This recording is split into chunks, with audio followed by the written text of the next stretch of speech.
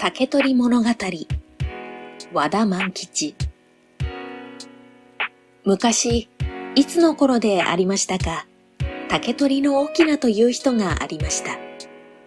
本当の名は讃岐の宮津小麻呂というのでしたが、毎日のように野山の竹やぶに入って竹を切り取って、いろいろのものを作り、それを商うことにしていましたので、俗に竹取の翁という名で通っていました。ある日、いつものように竹やぶに入り込んでみますと、一本妙に光る竹の幹がありました。不思議に思って近寄って、そっと切ってみると、その切った筒の中に高さ三寸ばかりの美しい女の子がいました。いつも見慣れている藪の竹の中にいる人ですから、きっと天が我が子として与えてくれたものであろうと考えて、その子を手の上へ乗せて持ち帰り、妻のおばあさんに渡してよく育てるように言いつけました。おばあさんもこの子の大層美しいのを喜んで、かごの中に入れて大切に育てました。このことがあってからも、翁はやはり竹を取って、その日その日を送っていましたが、奇妙なことには、多くの竹を切るうちに、節と節との間に黄金が入っている竹を見つけることがたびたびありました。それで、翁の家は次第に裕福になりました。ところで、竹の中から出てきた子は育て方が良かったと見えて、ずんずん大きくなって、三月ばかり経つうちに一人前の人になりました。そこで乙女にふさわしい髪飾りや衣装をさせましたが、大事の子ですから家の奥に囲って、外へは少しも出さずに、いよいよ心を入れて養いました。大きくなるに従って、乙女の顔形はますます麗しくなり、とてもこの世界にないくらいなばかりか、家の中が隅から隅まで光り輝きました。翁にはこの子を見るのが何よりの薬で、また何よりの慰みでした。その間に相変わらず竹を取っては黄金を手に入れましたので、ついには大した身代になって、家屋敷も大きく構え、召使いなどもたくさん置いて、世間からも敬われるようになりました。さて、これまでつい乙女の名をつけることを忘れていましたが、もう大きくなって名のないのも変だと気づいて、いい名付け親を頼んで名をつけてもらいました。その名は、名代竹のかぐや姫というのでした。その頃の習わしに従って3日の間大宴会を開いて、近所の人たちやその他多くの男女を呼んで祝いました。この美しい乙女の評判が高くなったので、世間の男たちは妻にもらいたい、また見るだけでも見ておきたいと思って、家の近くに来て隙間のようなところから覗こうとしましたが、どうしても姿を見ることができません。せめて家の人に会って物を言おうとしても、それさえ取り合ってくれぬ始末で、人々はいよいよ気をもんで騒ぐのでした。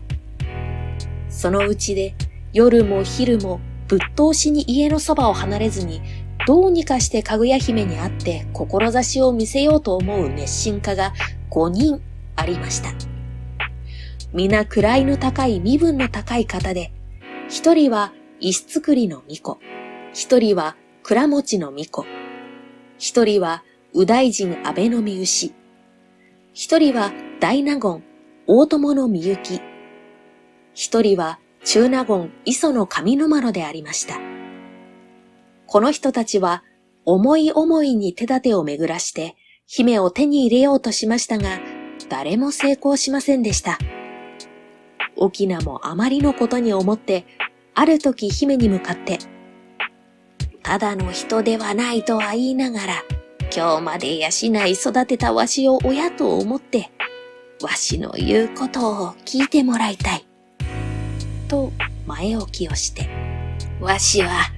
七十の坂を越して、もういつ命が終わるかわからぬ。今のうちに良い婿を取って、心残りのないようにしておきたい。姫を一生懸命に思っている方がこんなにたくさんあるのだから、このうちから心にかなった人を選んではどうだろう。と言いますと、姫は案外の顔をして答え渋っていましたが、思い切って、私の思い通りの深い志を見せた方でなくては、夫と定めることはできません。それは大して難しいことでもありません。5人の方々に私の欲しいと思うものを注文して、それを間違いなく持ってきてくださる方にお仕えすることにいたしましょう。と言いました。翁も少し安心して、例の5人の人たちの集まっているところに行って、そのことを告げますと、皆依存のあろうはずがありませんから、すぐに承知しました。ところが、姫の注文というのはなかなか難しいことでした。それは5人とも別々で、石造りの巫女には天竺にある仏の名刺の鉢、倉持の巫女には東海の蓬莱山にある銀の根、金の茎、白玉の実を持った木の枝1本、安倍の右大臣には諸越にあるひねずみの皮衣、大友の大納言には辰の首についている五色の玉、磯の神の中納言にはツバメの持っている小安貝の一つというのであります。そこで翁は言いました。それはなかなかの難題だ。そんなことは申されまい。しかし姫は、大して難しいことではありません。と言い切って平気でおります。翁は仕方なしに姫の注文通りを伝えますと、皆呆れ返って家へ引き取りました。それでも、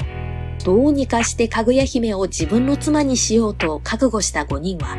それぞれいろいろの工夫をして注文の品を見つけようとしました。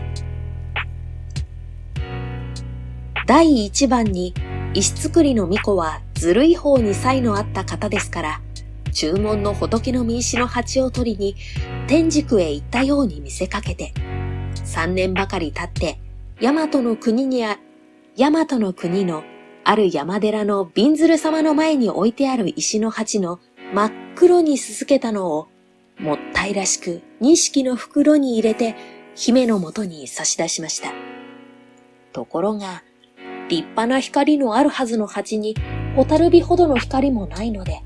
すぐに注文違いと言って跳ねつけられてしまいました。第2番に倉持の巫女は蓬莱の玉の枝を取りに行くと言いふらして船出をするにはしましたが、実は3日目にこっそりと帰って金々匠んでおいた通り、上手の玉職人を多く召し寄せて、密かに注文に似た玉の枝を作らせて姫のところに持って行きました。翁も姫もその細工の立派なのに驚いていますと、そこへ運悪く玉職人の親方がやってきて、1000日余りも骨を折って作ったのにまだ細工賃をくださるというご沙汰がないと苦情を持ち込みましたので、まやかし者ということが分かって、これもたちまち突っ返され、巫女は大恥をかいて引き下がりました。第3番の安倍の右大臣は財産家でしたから、あまり悪ごすくはたくまず、ちょうどその年に日本に来た当選にあつらえて、ひねずみの皮衣というものを買ってくるように、と頼みました。やがてその秋うどは、ようようのことで、元は天竺にあったのを求めた、という手紙を添えて、皮衣らしいものを送り、前に預かった代金の不足を請求してきました。大臣は喜んで品物を見ると、皮衣は紺青色で毛の先は黄金色をしています。これならば姫の気に入るに違いない。きっと自分は姫のお婿さんになれるだろう、などなど考えて、大めかしにめかし込んで出かけました。姫も一時は本物かと思ってないない心配しましたが、火に焼けないはずだから試してみようというので火をつけさせてみると、ひとたまりもなくメラメラと焼けました。そこで右大臣もすっかり当てが外れました。4番目の大友の大納言は家来どもを集めて厳命を下し、必ず辰の首の玉を取ってこいと言って、屋敷のうちにある絹、綿、銭の有り竹を出して路用にさせました。ところが家来は、主人の愚かなことをそしり、玉を取りに行くふりをして、めいめいの勝手な方へ出かけたり、自分の家に引きこもったりしていました。右大臣は待ちかねて、自分でも遠い海に漕ぎ出して、辰を見つけ次第矢先にかけて居落とそう、と思っているうちに、九州の方へ吹き流されて激しい雷雨に打たれ、その後、明石の浜に吹き返され、波風に揉まれて、死人のようになって、磯端に倒れていました。ようようのこと、国の役人の世話で手越しに乗せられて、家に着きました。そこへ家来どもが駆けつけて、お見舞いを申し上げると、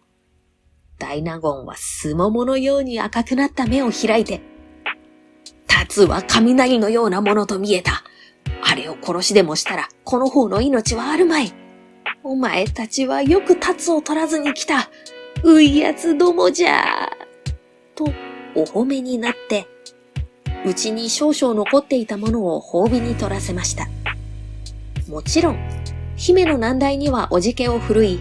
かぐや姫の大語りめと叫んで、また近寄ろうともしませんでした。5番目の磯の神の中納言は、ツバメの小安貝を取るのに苦心して、いろいろと人に相談してみた後、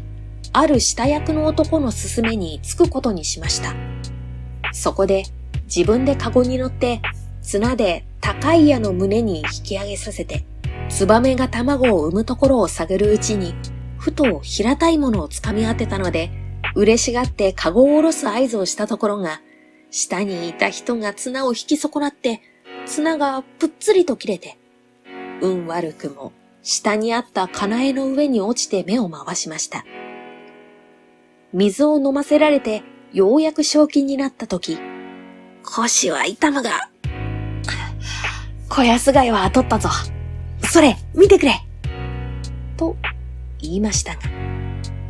皆がそれを見ると、小安貝ではなくて、ツバメの古くそでありました。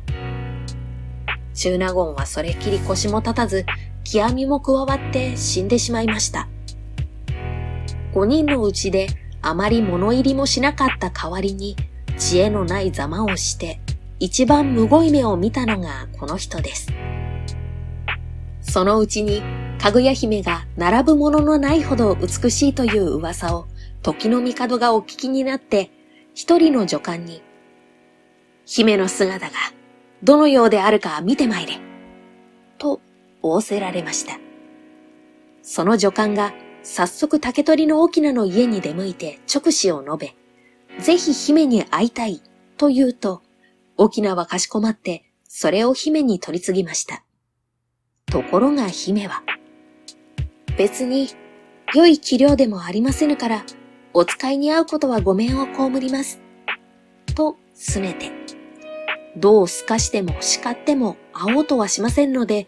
女官は面目なさそうに宮中に立ち返ってそのことを申し上げました。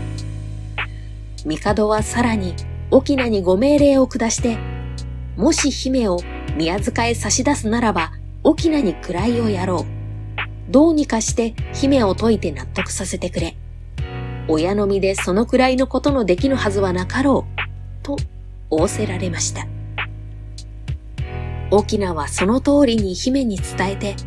ぜひとも帝のお言葉に従い自分の頼みを叶えさせてくれと言いますと、無理に宮遣いをしろと仰せられるならば、私の身は消えてしまいましょう。あなたのお位をおもらいになるのを見て、私は死ぬだけでございます。と姫が答えましたので、翁はびっくりして、位をいただいても、そなたに死なれて何としよう。しかし、宮遣いをしても死なぬ道理はあるまい。と言って嘆きましたが、姫はいよいよ渋るばかりで、少しも聞き入れる様子がありませんので、翁も手のつけようがなくなって、どうしても宮中には上がらぬということをお答えして、自分の家へ生まれた子供でもなく、昔山で見つけたのを養っただけのことでありますから、気持ちも世間普通の人とは違っておりますので、残念ではございますが、と恐れ入って申し添えました。帝はこれを聞こしめされて、それならば、翁の家にほど近い山辺に見狩りのみ行きをする風にして、姫を見に行くから、と、そのことを翁に承知させて、決めた日に姫の家におなりになりました。すると、まばゆいように照り輝く女がいます。これこそ、かぐや姫に違いないとおぼしめしてお近寄りになると、その女は奥に逃げていきます。その袖をおとりになると顔を隠しましたが、はじめにちらとご覧になって、聞いたよりも美人とおぼしめされて、逃げても許さね。宮中に連れ行くぞ。と仰せられました。私がこの国で生まれたものでありますならば、お宮遣いもいたしましょうけれど、そうではございませんから、お連れになることは叶いますまい。と、姫は申し上げました。いや、そんなはずはない。どうあっても連れて行く。かねて支度してあったお腰に乗せようとなさると、姫の形は影のように消えてしまいました。帝も驚かれて、それでは、もう連れては行くまい。せめて元の形になって見せておくれ。それを見て帰ることにするから。と仰せられると、姫はやがて元の姿になりました。帝も致し方がございませんから、その日はお帰りになりましたが、それからというもの、随分美しいと思った人なども、姫とは比べ物にならないとおぼしめすようになりました。それで、時々お手紙やお歌をお送りになると、それにはいちいちお返事を差し上げますので、ようようお心を慰めておいでになりました。そうこうするうちに3年ばかり経ちました。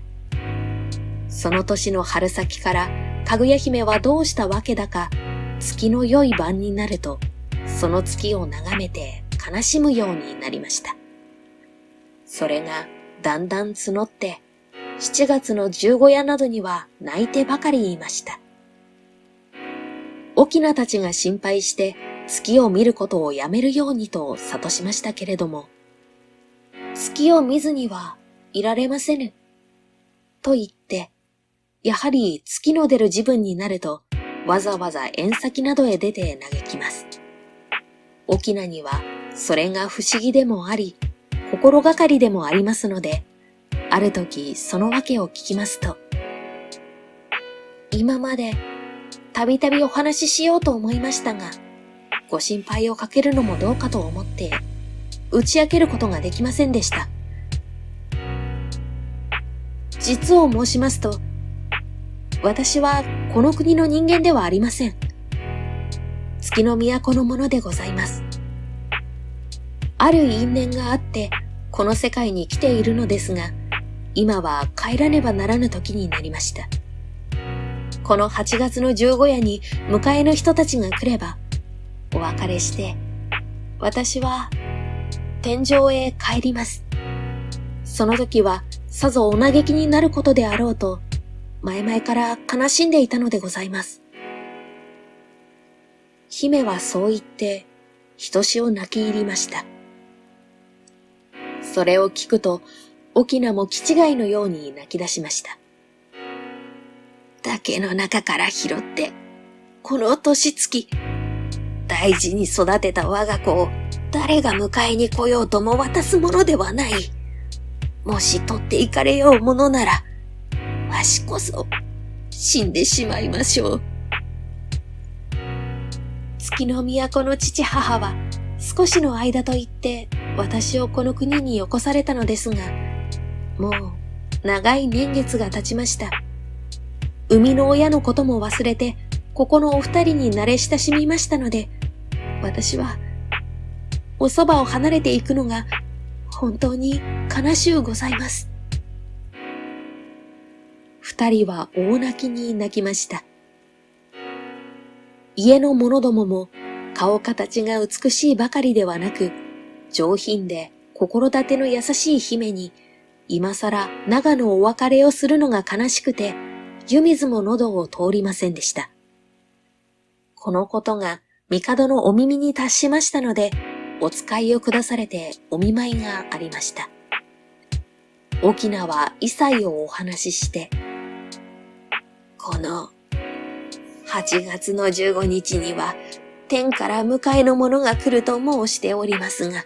その時には人数をお使わしになって月の都の人々を捕まえてくださいませ。と泣く泣くお願いしました。お使いが立ち返ってその通りを申し上げると、帝は翁に同情されて、いよいよ15日が来ると、高野少尉という人を勅使として、武士2000人をやって、竹取の翁の家を守らせられました。さて、屋根の上に1000人、家の周りの土手の上に1000人、というふうに手分けして、天から降りてくる人々を打ち退ける手はずでございます。この他に、家に召し使われている者大勢、手ぐすね引いて待っています。家のうちは女どもが番をし、おばあさんは姫を抱えて土蔵の中に入り、翁は土蔵の戸を閉めて戸口に控えています。